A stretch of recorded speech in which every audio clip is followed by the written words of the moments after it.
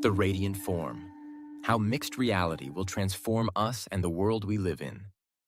Any real virtual reality enthusiast can look back at VR science fiction. It's not about playing games. The Matrix, Snow Crash.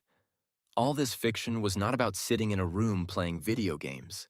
It's about being in a parallel digital world that exists alongside our own, communicating with other people, playing with other people. Palmer Luckey, founder of Oculus Rift. Humans are augmenters. We have a long history of not only altering our landscape, but our very bodies. Given our ancestral past and our evolutionary need to adapt to changing environments, we have fashioned clothes for climate protection, disfigured our flesh, and built a kaleidoscope of tools to better navigate our Darwinian sojourn here on terra firma. We are naked apes no longer, and perhaps never were once we branched out from our predecessors. In one very real sense, and echoing the deep insights of Buddha, we are fractured creatures in a cosmos that is filled with unimaginable suffering. In order to survive this requisite deathmatch, our brains developed a sophisticated buffering system that shields us from becoming too aware of our existential plight. Natural selection is not only blind, but it has also blinded us from too much data lest we smother ourselves from informational overload. Like our mythic progenitors Adam and Eve after the fall, we woke up to a cursed world, and we are hell-bent, an instructive, if ironic pun in this context, to change all that is not to our preferences. Indeed, human culture may be defined as our continued attempt to recreate the world according to our desires and wishes. We may fear our tribal god, but that doesn't mean we have to like his/her creation. We have developed several approaches in reframing the cosmos, but two are fundamental. One, recalibrating our thoughts. Religion and mysticism are forerunners here to better handle what is on offer. And two, manipulating matter to make our daily struggles easier. Both avenues, of course, are not mutually exclusive and are analogously akin to the interface between software and hardware. Rearranging bits of atoms, however, is a cumbersome project, and it has often taken years, even decades, to build our dream monuments. Whether it is the Great Pyramids of Egypt or the exquisite Taj Mahal in India. Naturally, it is much easier to transform our thoughts about the world at large than to rearrange nature to our fancy. Yet we are on the very threshold of doing both in ways quite unimaginable a century ago. Enter the new era of mixed reality, where we transform the appearance of atomic bits into almost anything we wish. And all of this by donning a standalone virtual reality headset. Simply put, we now have the technological capability to radically modify our spatial landscapes, not by rearranging chunks of elements from one place to another, but by overlaying their innateness with dynamic and mind-boggling overlays. Take, as just one instance, your office. Look around at the walls, the floor, the desk, the windows, and whatever else you have filled the room with. Now imagine being able to creatively alter the appearance of all that you see. The walls turn from white to an exploration of the Milky Way, the wooden floor changes into a blue ocean, the windows transform into portals of ever-changing impressionist artwork, and your desk becomes a Star Trek-like command module. With a stroke of your hand, the music alternates to fit your mood, and the very things you touch feel unlike what you expected. And you? You seamlessly assume an alien body such as Klaatu, or your favorite animal such as a giraffe, a panoply of avataric possibilities. To be sure, your office material has not commutated one atomic bit, but its entire display and what you see and hear, and yes, even touch, has undergone a magical metamorphosis. Our imagination can now redraw the contours of our world, and do so at the click of button or with a wave of our augmented hands. That the future is here now came into sharper relief this past week, when my technologically literate son, Sean, and I were fortunate to be invited to attend the Oculus Connect Conference in San Jose, California, where the latest innovations in virtual and augmented reality were on display. The conference is primarily geared for VR developers and thus has a number of very technical workshops on game and film development. What impressed me most, however, were keynote talks by Oculus CFO, Michael Abrash, and CTO, John Carmack. These two computer programming pioneers gave extraordinarily lucid outlines of the future of VR and AR. I had attended the Oculus Connect conference last year at the same venue, but was a bit shocked to realize how much progress had been made in the intervening 12 months. What those unfamiliar with VR may not realize is how quickly the field has evolved. It was only 8 years ago when I was teaching my upper division science and religion course at California State University, Long Beach, when a young 18-year-old student with the perfectly appropriate name, Palmer Luckey, at the same institution was tinkering away at home building his own makeshift virtual reality headset from discarded and used components. Just 4 years later, Palmer sold his headset and company, Oculus Rift, to Facebook for over $2 billion. In the past 3 years, we have witnessed an explosion of VR devices and related products, ranging from HTC's Vive to Samsung's Gear to Oculus's Go. While it is true that the general public hasn't yet truly warmed to virtual reality, the fact remains that the field is still in its infancy, and we have yet to see its full potential unleashed. Until now, that is. What Abrash and Carmack and other VR pioneers showed us was that we now have the ability to transform the world around us wirelessly without being tethered to a high-end desktop computer. The natural and artificial worlds are becoming one, and what this portends is so radical that it will upend everything we do, from work to play to lifestyles to sports to communication to our love lives. As Elon Musk rightly pointed out recently, we have already become cyborgs because of how often we use our smartphones and tend never to go anywhere without them. We have computerized ourselves by amplifying our understanding of the world with a device that allows us access to enormous amounts of information at the touch of button or through the modulations of our voice. The first step beyond smartphones and watches is enclosed VR and then onwards to AR, where we can seamlessly place all sorts of useful objects in real space and time. But both of these are merely steps to the real revolution that awaits us, where we mix reality with whatever we desire or imagine. Interestingly, we may not yet get rid of our smartphones, since they may serve as powerful computers and battery storage devices in our pockets, which can via Bluetooth power up our lightweight VR or AR glasses. A good example of where we are heading, even if at first it may seem far-fetched, can be gleaned from the movie version of Ernest Cline's widely read novel, Ready Player One, published in 2011, which Steven Spielberg made into a movie 7 years later with dazzling special effects. The plot is centered in the year 2045, where the main character lives in squalor, but is freed from his slum life the moment he dons on his VR headset and his entire surroundings become wondrously transfigured. I'm surprised that VR has come about so quickly. It's lucky I just happened to write a book imagining virtual reality right on the cusp of it actually happening. Ernest Cline, author of Ready Player One. Essentially, we are making our dreams actualized in an externalized realm. As I mentioned in a 2015 essay, months before the first Oculus Rift was shipped and where Google Cardboard was the cheap entry into VR realms. If consciousness evolved as a virtual simulator to help us better ensource varying survival strategies before outsourcing them, we can readily see that humans have now progressed to the point where we can actualize our imaginings in a real world. Simply put, our technology has finally caught up with our dreams so that we can consciously inhabit what we could only before imagine. We are on the threshold of replacing our spiritual Atman project with an electromagnetically gifted avatar project, where arduous meditational practices are replaced with supremely easy VR headsets so that we can transcend the limits of our physical bodies and fly unencumbered in mental wonderlands. Aldous Huxley was correct when he predicted that we would enter a brave new world, but it is a different kind of soma we will daily ingest than the one he anticipated. The drug of the future is virtual, and it is information without boundaries. 3 years ago, some believed such talk was merely hype, but in the interim we can see that what lies ahead is almost beyond our comprehension, since where the borders of what is real and what is artificial will blend in ways that will eventually make them appear indistinguishable. Of course, CGI effects in films have already exceeded the Turing test, where that which is computationally generated is taken as organically real.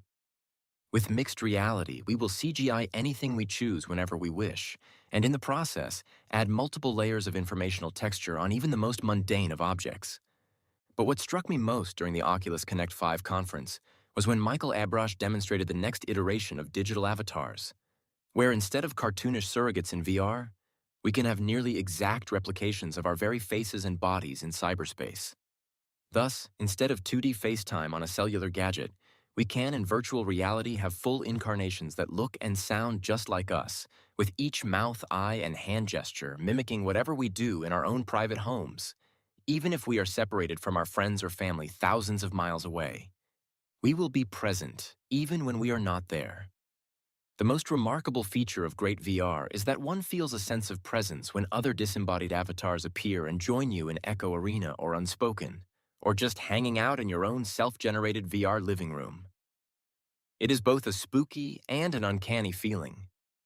This neurological trickery, convincing us that an image is real or an effect is a cause, is what makes VR magical. But when the virtual can overlay the real world, as in mixed, then we have crossed over into a completely new experience. We are on the threshold of an informational singularity, which can be likened to a black hole where all we can know now is at the event horizon, but not what is beyond.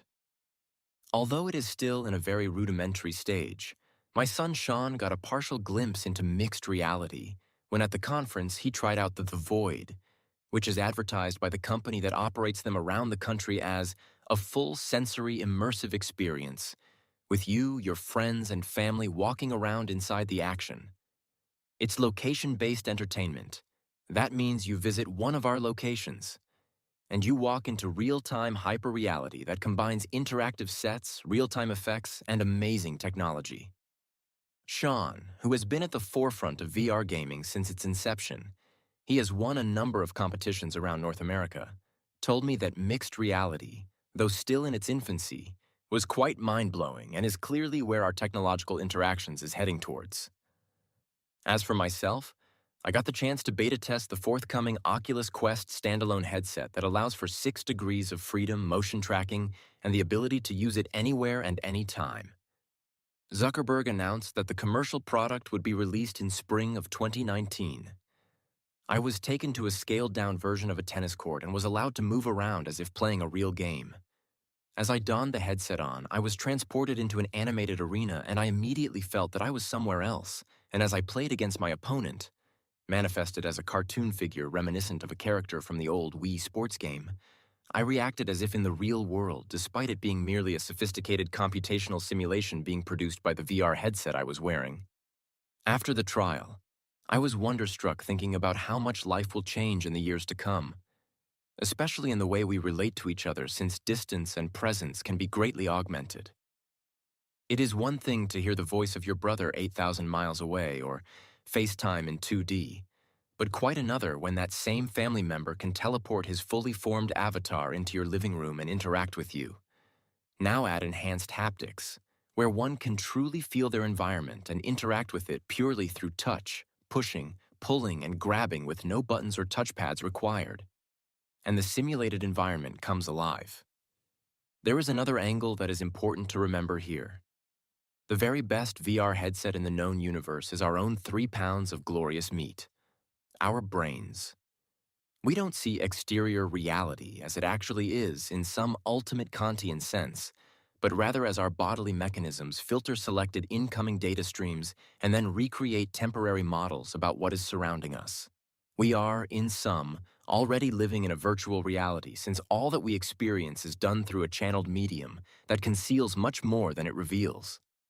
Therefore, with VR, we are merely tinkering with our own neurological presets in order to refashion and reframe the perceived physical limits of the world that surrounds us.